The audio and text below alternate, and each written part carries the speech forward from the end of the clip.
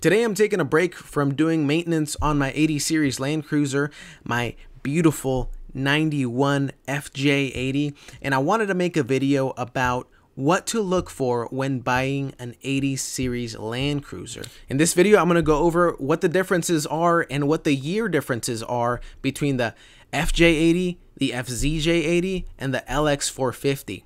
And at the end of the video, I'll also tell you what the best model year and the best specs are for the 80 series Land Cruiser, so you'll be able to make a super well-informed decision and get the best bang for your buck for the 80 series Land Cruiser. Alright, so you want to buy an 80 series Land Cruiser. The newest one you're going to be able to get would be one that is 24 years old, and the latest one is going to be about 31 years old. Why would anyone want to buy such an old vehicle and then even think about daily driving it?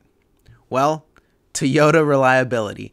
This monster of a vehicle was created and built to last. So, of course you want to buy one. These are amazing vehicles and so iconic. They're beautiful.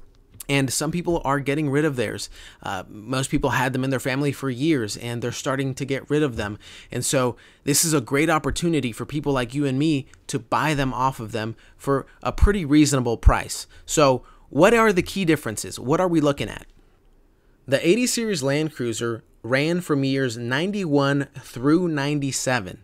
And Lexus made an exact same one, because Lexus is Toyota, known as the LX450, and that ran from 96 through 97. The Lexus version just has Lexus badging, but other than that, it is exactly the same as the 80 series Land Cruiser. The 80 series Land Cruiser came with all-time four-wheel drive, 3 rows of seats, coil suspension, and all came in the US with an automatic transmission. The 80 series Land Cruiser was truly the last of its kind.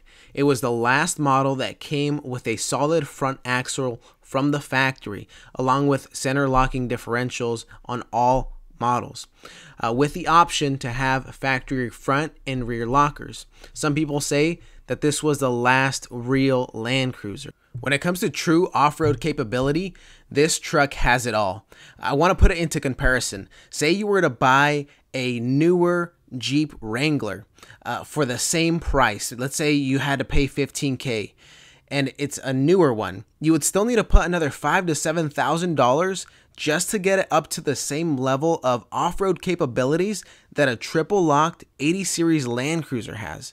That is huge. So let's get down to the differences between the models so you can identify which one is right for you and which one you're going to be looking out for. So let's start off with the FJ80. This ran from 91 to 92, and the major difference between this one and the FZJ80 is the FJ80 had the 3FE 4.0 liter straight 6 engine. This engine came from the tried and true 60 series Land Cruiser, this ultra reliable workhorse of an engine. These are basically tractor engines. They don't have timing belts, they don't have timing chains, they do have a gear, which means that these engines run like clockwork. They run forever. The 3FE is also a non-interference engine, which means if the cam gear were to break, none of the other engine components are at risk of damaging each other, which makes them much easier to rebuild when something like this happens. Toyota also designed the engine to be rebuilt up to 3 times, which goes to show how well these vehicles were engineered and designed. The FJ80 did not come with airbags or ABS. It comes with a 4-speed automatic transmission. They have a full float solid front axle and a semi-float rear axle. These axles are as solid as they get when it comes to off-roading vehicles.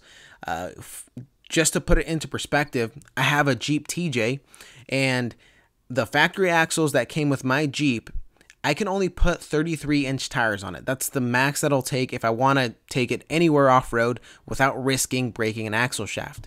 On the 80 series Land Cruiser, however, I can go up to 37s without even risking breaking an axle shaft. Now, I'm going to have other issues like gearing problems and maybe slowness, but as far as the axle goes and the strength, this is top notch. All right, now let's discuss the next submodel of the 80 series Land Cruiser, which was the FZJ80. This ran from 93 to 97.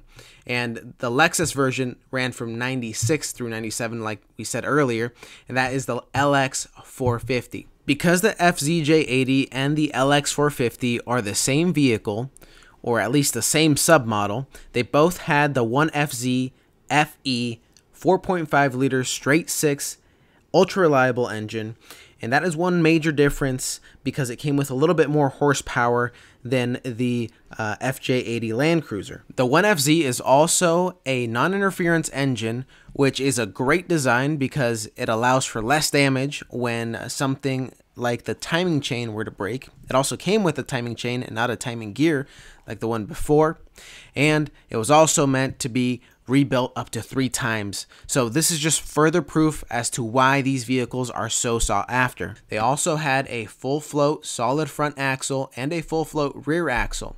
These axles are as solid as they get when it comes to factory off-road vehicles. They can take a beating off-road. The FZJ80 either came with a 4-speed automatic transmission or a 5-speed automatic transmission. There's arguments to both. It also came with ABS and came with airbags, and the option to add a factory front and rear locking differentials. If you don't know what that is, you definitely need to look it up because it makes these vehicles extremely capable off-road. This is probably the most capable off-road vehicle that came straight from the factory, ready to hit any trail. Now we know what the difference is between the FJ80 and the FZJ80 and the model years that they were released. So now it comes to which one is the best one and which one should you buy. The very best one you could buy would be a 97 triple locked 40th anniversary special edition Land Cruiser, although those are very expensive. And now keep in mind, I'm talking about US market. I know that there's diesel and turbo diesel ones and even ones with superchargers. I'm talking about the ones that were sold here in the US. Now, which one should you buy? My advice is get the newest one that's within your budget and within your mechanical inclination. What do I mean by that? Well, this is a 30-year-old vehicle, though at least the oldest one is 30 years old. And it's going to come with 30-year-old vehicle problems and things that need to be taken care of, unless you're buying a pristine Land Cruiser that's been meticulously taken care of, which if you are, you're probably paying upwards of $30,000 for it. With that being said, you really need to identify or establish what your target budget is, what you want the vehicle for, and obviously your mechanical inclination. How much wrenching are you willing to do? And a lot of the baseline maintenance is super easy. I'm not super mechanically inclined, but I've been able to do a lot of it and save myself a ton of money and get my vehicle in really good shape. So which one is right for you? Ultimately, it's going to be up to you to decide which one of these vehicles is right for you. They're both pretty similar and pretty close together as far as capability goes. It's really going to depend on what you're going to use it for, right? If you're going to do some light four-wheeling, maybe take it in the mud, the snow, the sand, some camping by the beach, maybe you're pulling a trailer or you have a tent, you'd be fine with any year of the 80 series Land Cruiser. But let's say you want to, this is going to be your family vehicle, maybe it's going to be a daily driver, you're also going to do some light four-wheeling, maybe consider 93 through 97 because these came with airbags and it had ABS and a lot of newer stuff that the 91 and 92 didn't have. But let's say you plan on doing some really heavy four-wheeling, you want to overcome some large obstacles, you really want to take advantage of the triple locked locking differentials, then you want to consider a 93 through 97, which some of them came with a factory rear and front locking diffs. Now you'd at least want to get a rear diff, locked diff, because that one is actually going to help you get over some of these harder obstacles. So now the question lies, how much should I pay for a Land Cruiser? What are they actually worth? Well, in the next video, I'm actually going to answer that question. That is it, guys. Thank you for watching the video. I hope it was helpful to you. I hope it was somewhat informative, and I hope you're able to make a decision on whether you want to buy an 80 series Land Cruiser or not. Let me know in the comments below if you think I missed anything and any key facts about the 80 series that you thought that I missed on. let me know and I'll be sure to put it in my next video. Thanks again for watching. Have a good day.